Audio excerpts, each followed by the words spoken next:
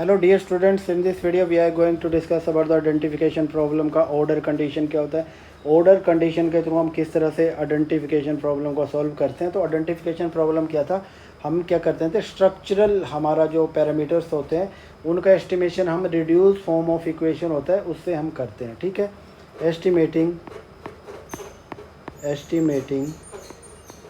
Estimating the structural parameters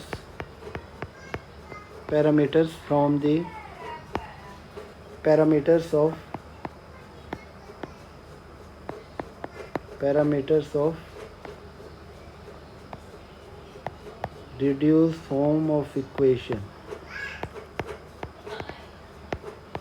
ठीक है, तो यहाँ पे देखिए हमें रिड्यूस फॉर्म ऑफ इक्वेशन हमारा होता है, उसके बेसिस पे हम स्ट्रक्चरल हमारा इक्वेशन होता है उनको पैरामीटर को हम जानने की कोशिश करते हैं। ठीक है, अगर हमारे पास एक यूनिक वैल्यू आता है हर पैरामीटर्स के लिए, स्ट्रक्चर के लिए, तो हम उसको जस्ट आइडेंटिफाइड कहते हैं।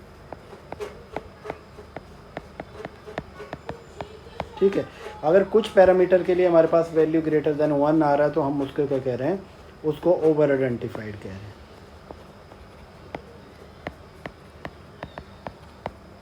ठीक है, और जो हमें क्या कह रहा है कि हम जो रिड्यूस फॉर्म ऑफ इक्वेशन में क्या करते हैं, हम जो इंडोजिनस वेरिएबल्स होता है उसको हम किसका, the endogenous variable is function of हमारा exogenous variable and error term. ठीक है, तो ये चीज़ आपको ध्यान में रखनी है। जैसे मैं यहाँ पे लिख रहा हूँ कि Y C T is equal to C T is equal to हमारे पास ये बीटा नोट, ये बीटा 1 वाई आ गया। ओके, और Y T equal to C T plus I T. ठीक है, तो यहाँ पे आप देख सकते हैं कि किस तरह से ये एक साइमल्टेनियस इक्वेशन का एग्जांपल है। यहाँ पे देखिए हमारा कंजम्पशन इनकम पे डिपेंड करता है और इनकम हमारी कंजम्पशन पे डिपेंड करता है। देखो साइमल्टेनियस हो गया, दोनों एक दूसरे को इफेक्ट करते हैं, तो इसी को पूरा क्या स्ट्रक्चरल मॉडल बोलते हैं। ठीक है, अब देखिए अब स्ट्रक्चर से रिड्यूस फॉर्म मॉडल कैसे बनता है। तो हम क्या करेंगे, अगर हम कंजम्पशन को इसको पाई 0 पाई नोट लिख देता हूँ और पाई 1 और इन्वेस्टमेंट लिख देता हूँ मैं यहाँ पे। अगर मैं इस फॉर्म में इसको एक्सप्रेस कर रहा हूँ तो इसको क्या बोलते हैं, हम इसको बोलते हैं प्लस, मैं इसको एरर टर्म लिख देता हूँ।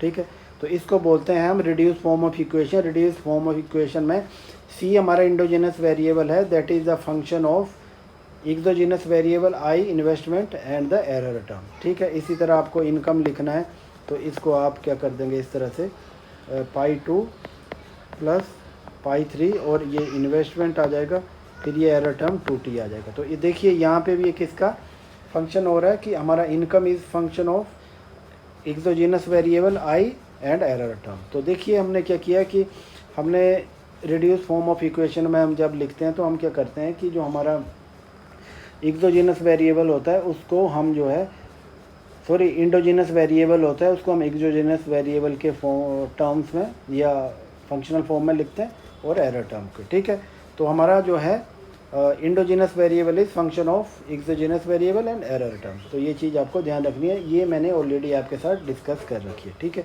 अब हम ऑर्डर कंडीशन की बात करते हैं। तो ऑर्डर कंडीशन क्या होती है, तो सबसे पहले आप देखिए कि हमारे जो वेरिएबल होते हैं, जैसे भी इंडोजिनस और एक्सोजिनस वेरिएबल होते हैं उनको हम के बोलते हैं। तो के किसके लिए हैं, all variables in the model. ठीक है, हमारे मॉडल में कितने वेरिएबल्स हैं। ठीक है, तो इसमें क्या करते हैं, एक्सोजिनस प्लस इंडोजिनस। ठीक है, ये दोनों तरह के वेरिएबल आएंगे। ठीक है, और एम में आते हैं कि ऑल वेरिएबल्स इन इक्वेशन। ठीक है, पर्टिकुलर इक्वेशन में कितने वेरिएबल है। ठीक है, तो ये ध्यान रखनी है। ठीक है, और आगे हम क्या रखेंगे, जी लिखेंगे। जी का मतलब होता है हमारा टोटल इक्वेशन, टोटल कितने इक्वेशन है। ठीक है, और इक्वेशन किसके इक्वल होते हैं, ये होते हैं हमारे जितने भी इंडोजिनस वेरिएबल्स होंगे उतने ही इक्वेशन बनते हैं। ये चीज़ भी आपको ध्यान में रखनी है, ठीक है।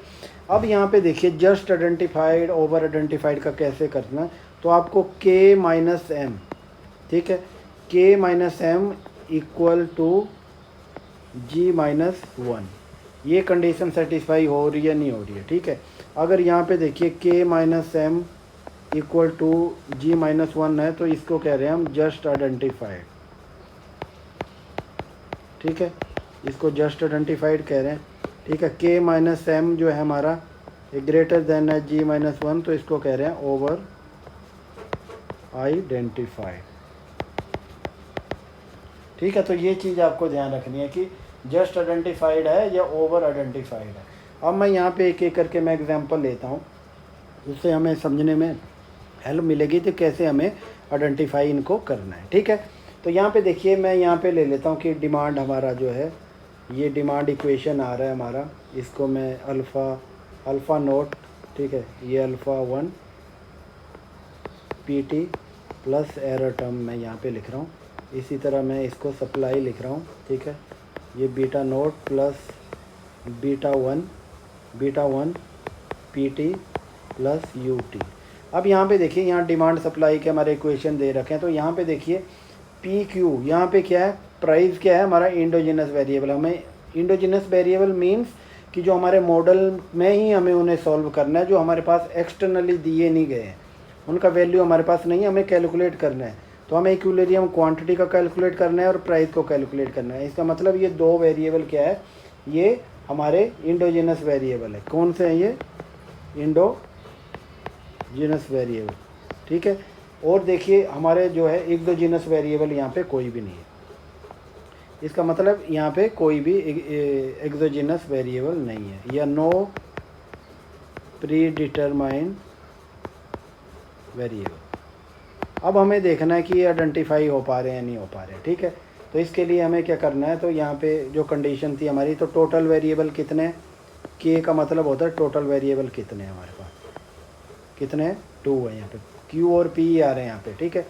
और M में पर्टिकुलर इक्वेशन में हमारे पास कितने वेरिएबल, ऊपर वाले में देखें तो उसमें भी 2 है, ठीक है।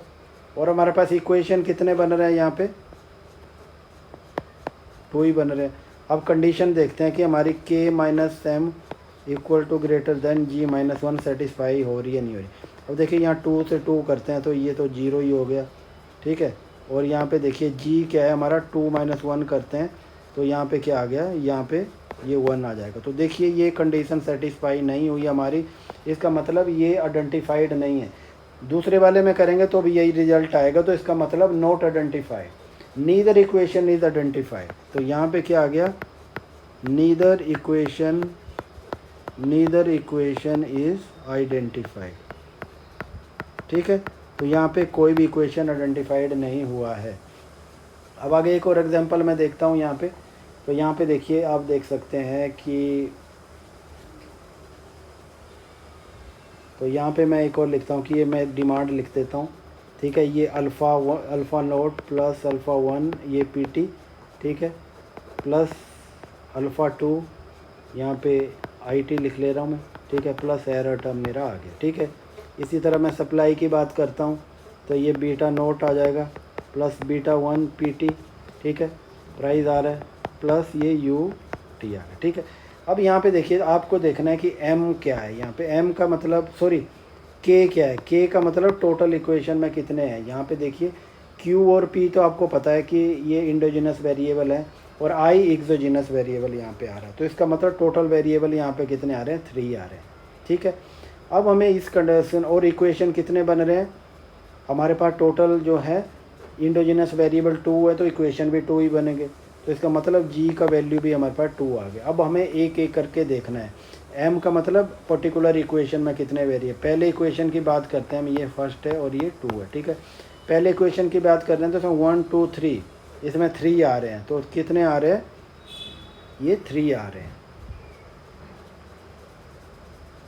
3 आ रहे हैं। तो ये कंडीशन है हमारी K minus M equal to G minus one होने चाहिए। तो हमारे पास K कितने आ रहे हैं, ये 3 आ रहे हैं, ठीक है।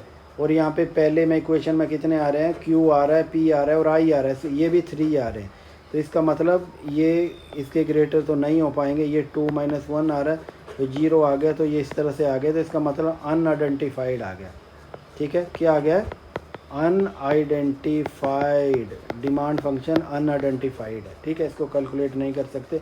अब अगला देखते हैं हम, इसमें सप्लाई फंक्शन को देखते हैं, तो इसमें भी करते हैं। तो के, इसमें सेम कंडीशन करेंगे, K minus M equal to greater than G minus 1। तो के हमारे पास 3 है और एम कितने हैं यहाँ पे देखिए, क्यू एस में यहाँ पे एम कितने हैं, एक ये आ गया, ठीक है, और ये एक आ गया, 2 ही है यहाँ पे। ठीक है, तो इनकी वैल्यू लिखेंगे हम, तो ये 2 आ गया, ये ग्रेटर देन इक्वल टू जी कितने हमारे पास 2 है, ये 1 हो गया, तो ये भी 1 और इक्वल टू 1। ये देखिए, ये जस्ट आइडेंटिफाइड आ गया। ये क्या आ गया? Just identified. ठीक है, ये इक्वेशन जस्ट आइडेंटिफाइड है। तो देखिए, इसी तरह से आपको ये सारे कैलकुलेट करने हैं। तो अब देखिए, यहाँ पे मैं एक और एग्जांपल लेता हूँ कि जहाँ पे मैं देखूँगा कि हमारे ये आइडेंटिफाइड हो रहे नहीं हो रहे हैं। एक और मैं एग्जांपल लेता हूँ कि आपकी और ज़्यादा क्लैरिटी हो जाए। ठीक है, तो देखिए, मैं फिर से डिमांड फंक्शन लेता हूँ। मैं एक डिमांड फंक्शन लिखता हूँ, ये अल्फ़ा प्लस ये अल्फ़ा 1 पी टी लिख रहा हूँ, ठीक, okay, plus alpha 2 and I T, ठीक है, प्लस यू, ये एरो टर्म लिख रहा हूँ, और ये सप्लाई लिख रहा हूँ मैं, बीटा नोट, ये बीटा 1 पी टी प्लस, अब ये P2 और प्राइस में पास्ट ईयर का एक प्राइस भी लिख रहा हूँ। ठीक है, प्री डिटरमाइंड वेरिएबल आ गया और ये यूटी आ गया। ठीक है, तो इसमें सबसे पहले आपको क्या देखना है, इंडोजिनस वेरिएबल कौन से। इंडोजिनस वेरिएबल 2 है, P एंड Q हमारे पास इंडोजिनस वेरिएबल है, आ गए। और हमारे पास क्या है, ये I जो है इन्वेस्टमेंट जो है, ये एक्सोजिनस वेरिएबल आ गया। और उसी तरह हमारे पास जो है, एक मैंने यहाँ पे गलती कर दी थी, सॉरी, यहाँ पे एक चीज़ और होनी थी। ठीक है, तो इसको A3 में कर देता हूँ, यहाँ पे A3 और R T था प्लस U, ये इस तरह। ठीक है, अब यहाँ पे देखिए, I भी हमारे पास क्या है, एक्सोजिनस वेरिएबल है, और R भी है हमारे पास। ठीक है, और प्राइस, पास्ट ईयर का प्राइस भी प्री डिटरमाइन है, तो ये भी हमारे पास एक्सोजिनस वेरिएबल आ गया। ठीक है, तो टोटल वेरिएबल के हमारे पास कितने आ गए, यहाँ पे 1 2 3 4 5 आ गए। ठीक है, तो टोटल आ गए 5। अब हमें एक एक करके देखना है इन्हें की, और इक्वेशन कितने बनने हैं, इक्वेशन हमारे पास जी जो है वो 2 ही बनेंगे। ठीक है, अब हमें चेक करना है कि पहला का डिमांड का देखेंगे, ये आइडेंटिफाइड है या नहीं है। ठीक है, तो इसमें हमारे पास के का वैल्यू 5 आ गया, और एम का वैल्यू क्या आएगा, तो इसमें देखेंगे 1 2 3 4, इसमें तो 4 आ गई, ये ग्रेटर देन इक्वल टू 2 - 1 आ गया, जी की वैल्यू 2 और -1 कर दिया, तो ये भी 1 आ गया, ये भी 1 आ गया। तो इसका मतलब ये जस्ट आइडेंटिफाइड आ गया, जस्ट आइडेंटिफाइड ये इक्वेशन आ गया। ठीक है, इसी तरह सप्लाई का देखेंगे हम, सप्लाई में भी देखेंगे तो टोटल यही देखेंगे, K minus M equal greater than G minus 1। तो के का वैल्यू हमारे पास 5 ऑलरेडी हमारे पास दे रखा है। ठीक है, तो के का वैल्यू 5 है, तो आगे आपको एम का वैल्यू देखना है, एम का कितना है 1 2 3। ठीक है, तो इसका वैल्यू कितना है, के का वैल्यू हमारे पास 5 आ गया, और एम का वैल्यू देखिए, यहाँ से आपको देखना है, एम का वैल्यू ए 1 ये 2 और ये 3 आ गई। ठीक है, तो यहाँ पे देखिए, तो यहाँ पे आप देखोगे तो एम का वैल्यू यहाँ पे माइनस, ये मैंने 3 लिख दिया। ठीक है, इक्वल ग्रेटर देन ये 2 - 1। ठीक है, तो यहाँ पे कितना आ जाएगा, 2 आ जाएगा, ग्रेटर देन 1 आ गया। ठीक है, इसका मतलब ओवर आइडेंटिफाइड आ गए। ठीक है, ओवर आइडेंटिफाइड। ठीक है, तो इस तरह से आपको कैलकुलेट करना है इनको। देखिए, ये तो मेथड मैंने ऑर्डर वाला मेथड पढ़ा, और एक और मेथड है जिसको हम रैंक मेथड कहते हैं, वो काफ़ी इंपॉर्टेंट है। ठीक है, ये ऑर्डर वाला मेथड पढ़ा, तो उसको हम दूसरे वीडियो में डिस्कस करेंगे। ठीक है, और ये चीज़ आपको ध्यान में रखनी है कि जहाँ पे भी ओवर आइडेंटिफाइड मेथड होता है, मतलब हमारा, तो वहाँ पे 2 स्टेज लिस्ट स्क्वायर वाला मेथड हम यूज करेंगे। ठीक है, 2 स्टेज लिस्ट स्क्वायर वाला इसकी सॉल्व करने के। Okay, thanks for watching.